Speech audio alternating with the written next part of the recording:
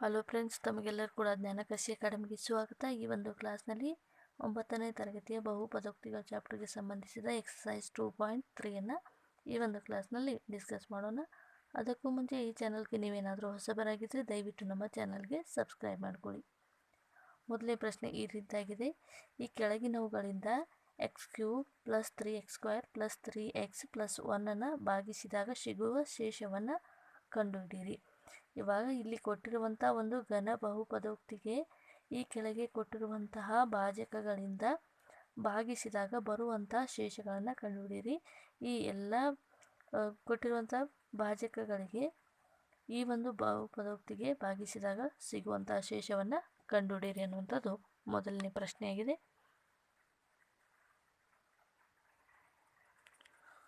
Okay, ಇವಾಗ ಮೊದಲನೇ main ಕ್ವಶನ್ನಲ್ಲಿ ಮೊದಲನೇ ಪ್ರಶ್ನೆ x+1 ಅಂತ ಇದೆ. x+1 x³ + 3x² + 3x + 1 ಭಾಗಿಸಿದಾಗ ಬರುವಂಥ ಶೇಷವನ್ನು ನಾವು ಕಂಡುಹಿಡ್ಕೋಬೇಕು.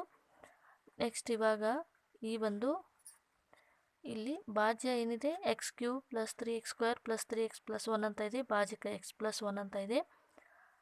ಈ xಗೆ ಯಾವ ಒಂದು ಭಾಗಲಬ್ಧಕ್ಕೆ ಈ xಗೆ ಯಾವ ಒಂದು ಸಂಖ್ಯೆಯಿಂದ ಭಾಗಿಸಿದಾಗ x³ ಬರುತ್ತೆ ಅಂತ ನಾವು ಕಂಡುಹಿಡ್ಕೋಬೇಕಾದ್ರೆ x³ ಈ ಒಂದು x³ ಈ x ಇಂದ ಡಿವೈಡ್ ಮಾಡಿದಾಗ x² ಅಂತ ಬರುತ್ತೆ.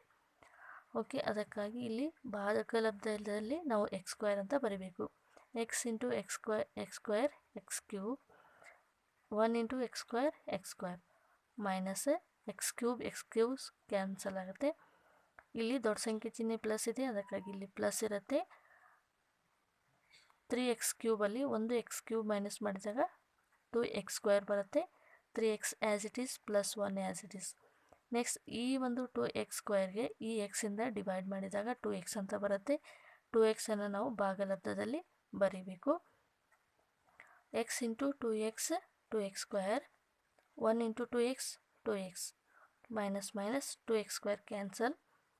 3x 2x ಮೈನಸ್ ಮಾಡಿದರೆ x ಬರುತ್ತೆ, ಪ್ಲಸ್ ಬರುತ್ತೆ, ಯಾಕಂದರೆ ದೊಡ್ಡ ಸಂಖ್ಯೆ ಚಿಹ್ನೆ ಏನಿದೆ ಪ್ಲಸ್ ಇದೆ.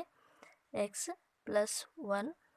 ನೆಕ್ಸ್ಟ್ ಈ xಗೆ ಈ x ಇಂದ ಡಿವೈಡ್ ಮಾಡಿದಾಗ ಬರುವಂಥದ್ದು 1. ಭಾಗಲಬ್ಧದಲ್ಲಿ +1 ಅಂತ ಬರೀಬೇಕು. x × 1 x ಆಗುತ್ತೆ, 1 × 1 1 ಆಗುತ್ತೆ. ಸೊ ಹೋಲ್ ಟರ್ಮ್ ಏನಾಗುತ್ತೆ, ಕ್ಯಾನ್ಸಲ್ ಆಗುತ್ತೆ. ಸೊ ಇಲ್ಲಿ ಬರುವಂಥ ಶೇಷ ಏನಾಗಿದೆ, 0 ಆಗಿದೆ. ಈ ರೀತಿಯಾಗಿ ಕೂಡ ನಾವು ಕಂಡುಹಿಡ್ಕೋಬೇಕು. ಅಥವಾ ನಾವು ಶಾರ್ಟ್ ಆಗಿ ಅಥವಾ ಮಲ್ಟಿಪಲ್ ಚಾಯ್ಸಲ್ಲಿ ಇದೇ ಒಂದು ಪ್ರಶ್ನೆಯನ್ನು ಕೇಳಿದರೆ ಏನಂತ ಬರಿಬೋದು, x+1 = 0, x ಏನಾಗುತ್ತೆ -1 ಆಗುತ್ತೆ.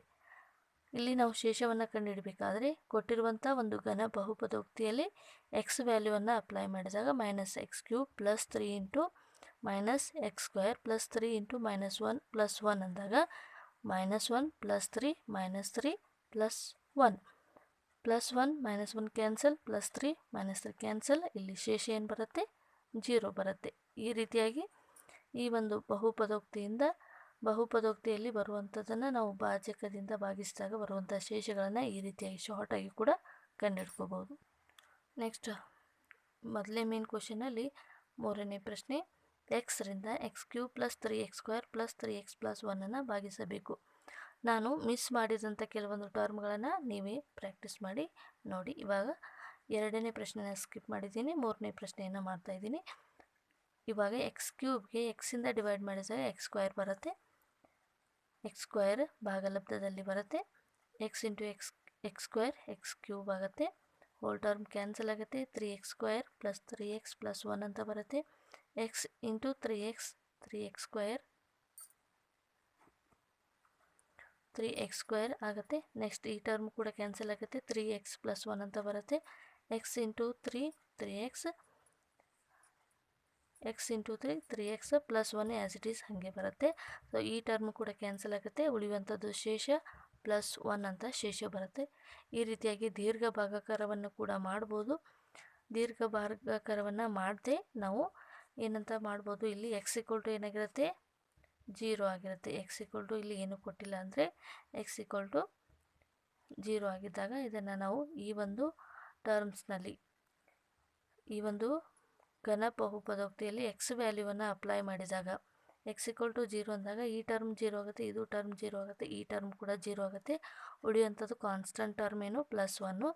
ಸೊ ನಾವು ದೀರ್ಘ ಭಾಗಾಕಾರವನ್ನು ಮಾಡಿದಾಗ ಕೂಡ +1 ಅಂತ ಬಂದಿತ್ತು. ಎಕ್ಸ್ ಈಕ್ವಲ್ ಟು 0 ಅಂತ ಅಪ್ಲೈ ಮಾಡಿದಾಗ ಕೂಡ +1 ಅಂತ ಶೇಷ ಸಿಗುತ್ತೆ. ಈ ರೀತಿಯಾಗಿ ದೀರ್ಘ ಭಾಗಾಕಾರವನ್ನು ಕೂಡ ಮಾಡ್ಬೋದು. ಶಾರ್ಟಾಗಿ ನಾವು ಈ ಒಂದು ಶೂನ್ಯತೆಗಳನ್ನು ಬಹುಪದೋಕ್ತಿಯಲ್ಲಿ ಅಪ್ಲೈ ಮಾಡಿ ಕೂಡ ಈ ಒಂದು ಶೇಷವನ್ನು ಕಂಡುಹಿಡ್ಕೋಬಹುದು. ಓಕೆ, ಈ ಒಂದು ಕೊಟ್ಟಿರುವಂಥ ಭಾಜಕದಿಂದ ನಾವು ಶೂನ್ಯತೆಗಳನ್ನು ಕಂಡುಹಿಡ್ಕೊಂಡು ಈ ಒಂದು ಬಹುಪದೋಕ್ತಿಯಲ್ಲಿ ಅಪ್ಲೈ ಮಾಡಿ ಶೇಷವನ್ನು ಕಂಡುಹಿಡಿಬೋದು. ಎಕ್ಸ್ ಪ್ಲಸ್ ಪೈ ಅಂತಂದಾಗ ಎಕ್ಸ್ ವ್ಯಾಲ್ಯೂ ಏನಾಗುತ್ತೆ -π ಬರುತ್ತೆ. ಎಕ್ಸ್ ಈಕ್ವಲ್ ಟು -π ಅಪ್ಲೈ ಮಾಡಿದಾಗ ಬರುವಂಥ ಶೇಷ -π³ + 3π² - 3π + 1 ಅಂತ ಬರುತ್ತೆ. ಸೊ ನೆಕ್ಸ್ಟ್ ಕ್ವಶನನ್ನು ನೋಡೋದಾದರೆ ನೆಕ್ಸ್ಟ್ ಕ್ವಶನ್ ಇದಿದೆ x5 + 2x ಅಂತ ಇದೆ. ಇವಾಗ ಎಕ್ಸ್ ವ್ಯಾಲ್ಯೂ ಏನಂತ ತಗೋಬೇಕು, 5 + 2x = 0 ಅಂದಾಗ 2x = ಈ ಕಡೆ ಪ್ಲಸ್ ಇರೋದು ಈ ಕಡೆ ಹೋದಾಗ ಮೈನಸ್ ಆಗುತ್ತೆ. x = -π/2 ಆಗುತ್ತೆ. ಎಕ್ಸ್ ವ್ಯಾಲ್ಯೂ -π/2 ಅನ್ನು ಈ ಒಂದು ಘನ ಬಹುಪದೋಕ್ತಿಯಲ್ಲಿ ಅಪ್ಲೈ ಮಾಡಿದಾಗ ಬರುವಂಥ ಶೇಷ -27/8 ಎನ್ನುವಂಥದ್ದು ಶೇಷ ನಮಗೆ ಬರುತ್ತೆ. ನೆಕ್ಸ್ಟ್ ಎರಡನೇ ಪ್ರಶ್ನೆ, x³ - ax² + 6x - a ಅನ್ನು x - a ರಿಂದ ಭಾಗಿಸಿದಾಗ ಸಿಗುವ ಶೇಷವನ್ನು ಕಂಡುಹಿಡಿಯಿರಿ. P of x = x³ - ax² + 6x - a ಅಂತ ಇದೆ. ಯಾವುದರಿಂದ ಭಾಗಿಸಿ ಎಂದಿದ್ದಾರೆ, x - a ರಿಂದ ಭಾಗಿಸಿ ಎಂದಿದ್ದಾರೆ. ಹಾಗಾಗಿ x = a ಅಂತ ಅಂದಾಗ x ವ್ಯಾಲ್ಯೂವನ್ನು ಈ ಒಂದು ಘನ ಬಹುಪದೋಕ್ತಿಯಲ್ಲಿ ಅಪ್ಲೈ ಮಾಡಿದಾಗ ಏನಾಗುತ್ತೆ, P of a = a³ - a × a² + 6 × a - a ಅಂದಾಗ a³ - a³ + 6a - a ಅಂದಾಗ a³ ಕ್ಯಾನ್ಸಲ್ ಆಗುತ್ತೆ. 6a - a ಅಂದಾಗ 5a ಅಂತ ಬರುತ್ತೆ. ನೆಕ್ಸ್ಟ್ ಮೂರನೇ ಪ್ರಶ್ನೆ, 7 + 3x ಇದು 3x³ + 7x ರ ಅಪವರ್ತನವೇ ಎಂದು ಪರೀಕ್ಷಿಸಿ. 7 + 3x = 0 ಅಂದಾಗ 3x = -7 ಬರುತ್ತೆ, x = -7/3 ಬರುತ್ತೆ. ಇವಾಗ x ವ್ಯಾಲ್ಯೂವನ್ನು 3x² + 7x ರಲ್ಲಿ ನಾವು ಅಪ್ಲೈ ಮಾಡಿದಾಗ 2 × -7/3 whole cube + 7 × -7/3 ಬರುತ್ತೆ. ಸೊ ಇವಾಗ ಏನು ಮಾಡಬೇಕಂದ್ರೆ 7³ ಮಾಡಬೇಕು. 7³ × 2 ಅಂದಾಗ 343 / 3³ ಅಂದಾಗ 3³ ಏನು ಬರುತ್ತೆ, ಇದು ಸ್ಕ್ವೇರ್ ಆಗಬೇಕು. ಓಕೆ, 7 ಸ್ಕ್ವೇರ್ 49, 49 × 2 343 ಆಗುತ್ತೆ. 3 ಸ್ಕ್ವೇರ್ 9 ಆಗುತ್ತೆ. 7 × 7 -49 / 3 -443 -49. ಓಕೆ, ನೆಕ್ಸ್ಟ್ 9 ಏನು ಬರುತ್ತೆ, LCM ಬರುತ್ತೆ.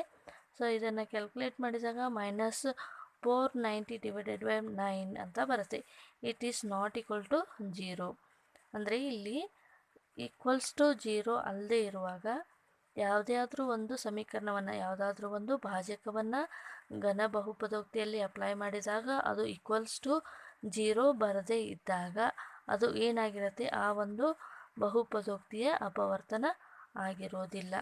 7x + 3x ಇದು 3x² + 7x ನ ಅಪವರ್ತನಗಳಲ್ಲ ಅಂತ ನಾವು ಕಂಡುಹಿಡ್ಕೋಬೋದು. ಅಥವಾ ನಾವು ಈ ರೀತಿಯಾಗಿ ಶಾರ್ಟಾಗಿ ಕೂಡ ನೋಡ್ಬೋದು. ಯಾವ ರೀತಿಯಾಗಿ ಅಂತ, ಈ ಒಂದು ಬಹುಪದೋಕ್ತಿ ಏನಿರುತ್ತೆ ಇದನ್ನು ಫ್ಯಾಕ್ಟ್ರೈಸೇಷನ್ ಮಾಡ್ಕೋಬೇಕು. ಇಲ್ಲಿ ಏನು ಫ್ಯಾಕ್ಟ್ರೈಸೇಷನ್ ಮಾಡ್ಕೊಂಡಾಗ ಏನಾಗುತ್ತೆ, x ಕಾಮನ್ ತೆಗಿಬೇಕು. x × 7x + x × 3x + 7 ಅಂತ ಬರುತ್ತೆ.